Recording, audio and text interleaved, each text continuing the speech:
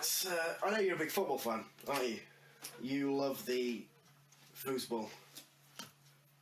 You actually were semi-pro for a while? Yeah, well, for a while I was. But I thought I just got to get out of this game. Because there's no money in it, this football. none was coming my way anyway. Yeah. I was actually mostly kicking a ball against the garage door. Just in the garden, just running around. Yeah, and then my neighbour told me to stop it because it was noisy, so I was like, alright, I will. Alright, I'll go back inside now. Yeah. Big football fan though. But there's a tournament on, isn't there? A tourney? Yes. FIFA, is it? It is the FIFA World Cup. World Cup. What cup? World Cup. World Cup. Yeah. I knew it was, I knew that was what it was called. And it's in Brazil, which is... Spelled with an S or a Z? Well, it's up to you. Thanks. Which is historically possibly the most football fanatic country in the world. And obviously there's a lot of issues there. What? No. There's a lot of rioting and people aren't overly happy. But I'm not going to get into that. Yeah, don't.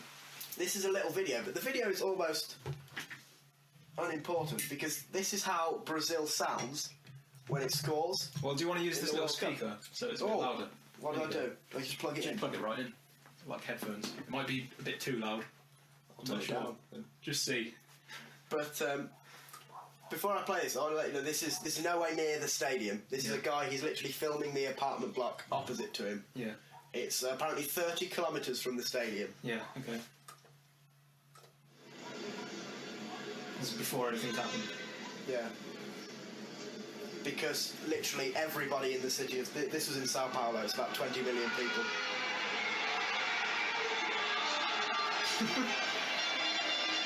Equaliser, Brazil. On the video, it's just an empty street. Yeah. There's nobody out. 20 million people and everybody was indoors. I was reading through some of the comments on this video. It's on Reddit. Yeah, and they were saying how Sao Paulo has some of the worst traffic in the world. But it's like literally empty. Everybody's just inside. Like I say, there's nobody on these streets. There's nobody celebrating in the streets. Yeah, This is all coming from people in their house. Yeah. And you can hear this. That's like us hearing this outside. Yeah, that's from crazy. something in Birmingham. Yeah. Yeah, it is. That is, yeah. That's insane. What the fuck is that? Is that Cloverfield? There's also an interesting point that was made about the difference in television over there. Like one cable network has it and the free telly has it on a 2-second delay. So people often know there's a goal from the celebration of the people around them. That's crazy. That's really interesting. Coming up, we got goal number 2. Okay. It's pretty quiet. Oh, hello. Surging forward. It's a penalty. Oh! A lot of these little... Fuck off. I used it to drink Vindaloo. Vindaloo, popular. Yeah, I know, yeah. We got that from Red Dwarf. And he used the traffic cone, I think, not of Vivazela. Same basic concept, though. Same instrument, really. So that was a penalty, not a goal. That's a goal. Not a goal. That's him tucking away the penalty. Goal, goal, goal, goal, goal, goal, goal, goal. At this point, I'm hearing no human sounds. Yeah. I imagine a lot of sore throats. Just a lot of shouting. Yeah. That's fireworks, isn't it? Yeah. Is that legal? Careful. I doubt Brazil give a shit. Yeah, Brazil is really a lot of poverty in Brazil, isn't it? Yeah, well that's one of the big arguments against the World Cup. Yeah. And while everyone loves football over there, they've spent $13 billion. It's the most expensive World Cup of all time. Why? And Why? while literally hundreds of thousands of people are living in abject poverty, but moments away from the stadium. Well, I heard that a lot of social cleansing went on in that they arrested loads of homeless people to make it look nicer. Third goal. Not as infused. Coming up. Oh, it's not yet happened. I don't think so.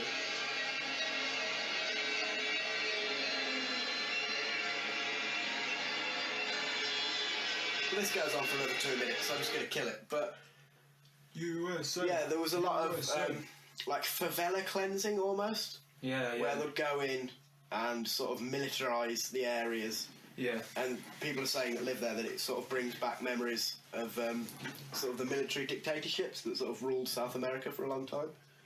People aren't overly happy with it. A lot of rioting. I wonder how FIFA feel about that. I doubt they give a shit.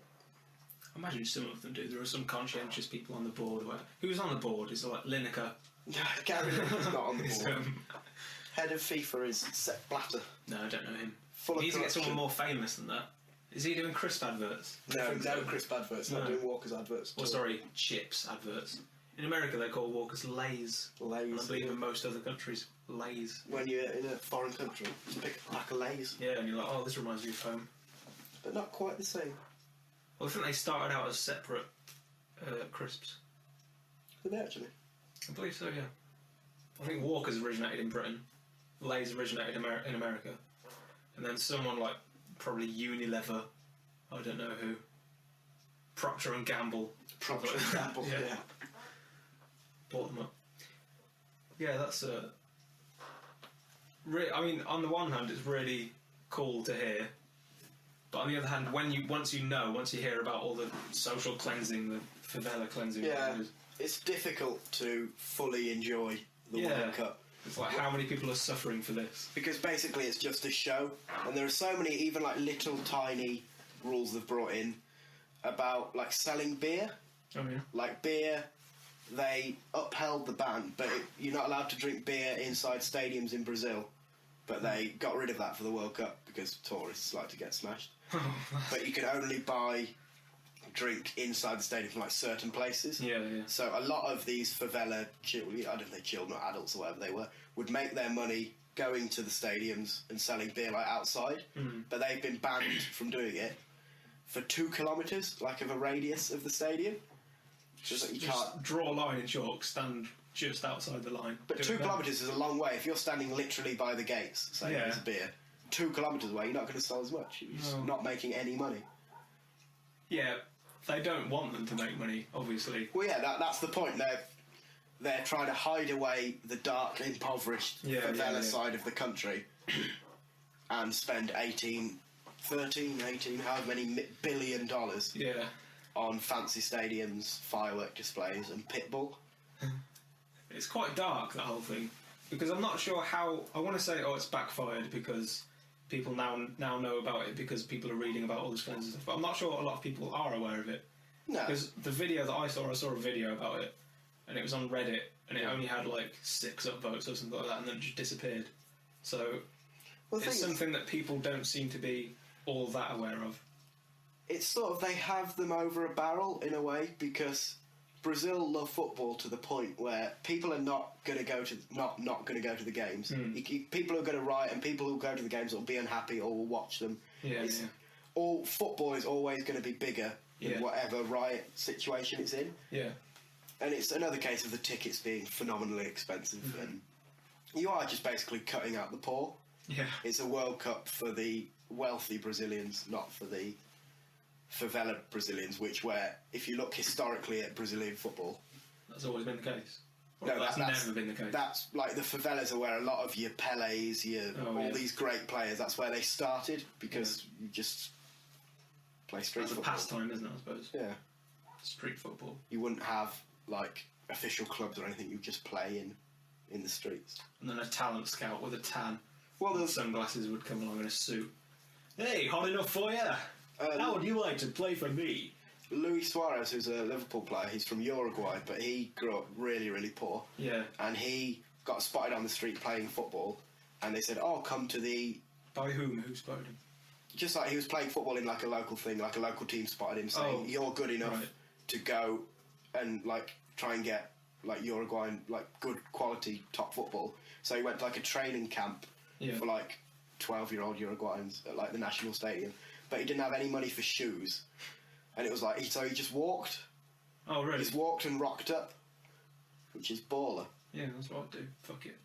But like, that just wouldn't happen here. No one spots a kid in the street and goes, why don't you go and try out for a cov? You turn up without any shoes. Like, it's just a different kind of poverty. Well, maybe, but like the poverty that exists in England is like a lot less determined than the poverty that exists in some other places. Because in some places they're so used to poverty, and they have. I mean, this is I'm talking out of my arse, really. Mm-hmm. But I imagine that the atmosphere over there is like the poverty almost gives them motivation. Yeah. But over here, if you're living in poverty, you're probably only about a 5 minutes walk away from a really nice neighbourhood. Yeah, but that's one of the things with these new built stadiums. There's a lot of pictures going around the internet and Twitter and stuff of a shot of the favela, like literal houses made of corrugated steel. Yeah. And then a huge, $500 million stadium. Yeah. Of stone's throw away. Yeah. Like that sort of sums up the World Cup. It's like, we'll move you out of the way and move you in here. Send me that picture. That sounds interesting. Yeah, I'll find I'll it. try and throw that up somewhere. But it's one of those things, like, as bad as it is, everything that's going on there, Brazil literally grinds to a halt when Brazil are playing football. Yeah. And that doesn't exist here. Like, the World Cup is big here. The England game, I imagine it got good viewing figures, and most people watched it. Yeah. But there's not that sort of fervent desire. There's no real passion. Everything continues. Yeah. Nothing stops. I'd been out and I was walking home during the England game, and it was like near the end. It was like it must have been around midnight or something. Yeah. I was walking around, and a lot of people were piling out of pubs already. Yeah. Like the game hadn't ended yet, but a lot of people were like, "Yeah, we've probably lost. Let's just go." Let's go home. People didn't seem there's to care all no. that much. I looked in a lot of windows, which is something I do when I walk. Because if you don't want me to, buy curtains. Yeah. Fuck you. But anyway, I look through a lot of windows, see what they've got on TV. I like to steal people's TV that way. Yeah. I'll watch a bit of a game show or something, root for someone, and then walk off. But a lot of people were just watching, Coronation Street Something or whatever. else, yeah. I can't really think of any other instances where a whole nation literally grinds to a halt because of a sporting event. Like, there are sporting events that will be huge, like big sporting events, Olympics, etc., huge boxing matches, whatever. Super Bowl. Yeah. But the country continues to even run, thrives. function, yeah. Especially in America with the Super Bowl and stuff I like imagine that. the economy booms. Yeah. It's the amount of food sales and this and that. Yeah. It's it's interesting in America because it's a closed system, so whereas most places the economy might get a boost from tourism, in America it's not tourism, it's merchandise and advertising. It's money, capitalism. It's just money exchanging hands, really. Yeah. The only other one I could think of was, have you ever heard of the boxer Manny Pacquiao? Yeah. Well, he's from the Philippines. Yeah. And he is like a god over there. He's now in the parliament and he's all sorts of weird shit. Yeah. I didn't know that. But he is sort of a demigod over there. And the Philippines does grind to a halt when he does it. It's something, I think crime rates during his fight drop something ridiculous like 80%. Really? Because everyone just watches it. Wow. I might use that to my advantage. Might pop over to the Philippines, get a ticket to Manila. Wait for his next fight. When do you think that's going to be? Some crimes. Sometime next year, I imagine. Yeah. Throw some rocks at windows and stuff like that. Go off. Yeah. Yeah. Kick a pigeon. But I think he's a case of the Philippines, again, another very poor country. And he came from the very bottom and made himself the biggest sports star they have there. Yeah. And one of the most marketable sports stars on the planet. And now, obviously, because he's in Parliament and he's trying to do good, I suppose, in theory. Like, he's a people's man kind of thing. Yeah. Like, his dad fed him his dog, so he ran off. His dad fed him his dog? That's the story that he's told. I don't know if there's any truth to it, but he left home when he was like 12 or 13, because I don't know if his dad was abusive or a drunk or something. Well, he fed him his dog. But he didn't like his dog, so he killed it. He definitely killed it, and there's a rumour that he cooked it and fed it to him. And so Manny Pacquiao ran off and started selling donuts on the street to get by, and obviously street fighting and Get stuff. the taste out of his mouth. And now he is biggest boxer, second biggest boxer on the planet. You hear that a lot of fighters either have dad issues or just have some past issues. They have an aggression that they, like, a lot of fighters were bullied at school or faced abuse at home or something like that. They have somebody who they couldn't fight when they were children. That is their sort of inspiration. Yeah. That's what I can't remember who. There was a UFC fighter who talks about that, but I don't follow any sport at all. so I don't know who it was. I don't know. It's a shame. Yeah. Interestingly, while we're on the point of like surges and hikes and crime rates, the National Grid released this today. Yeah. That during the 15 minutes of half time, Yeah. the had a massive energy surge that they put down to people putting on kettles, getting food. Really? Yeah. Wow. Cooking.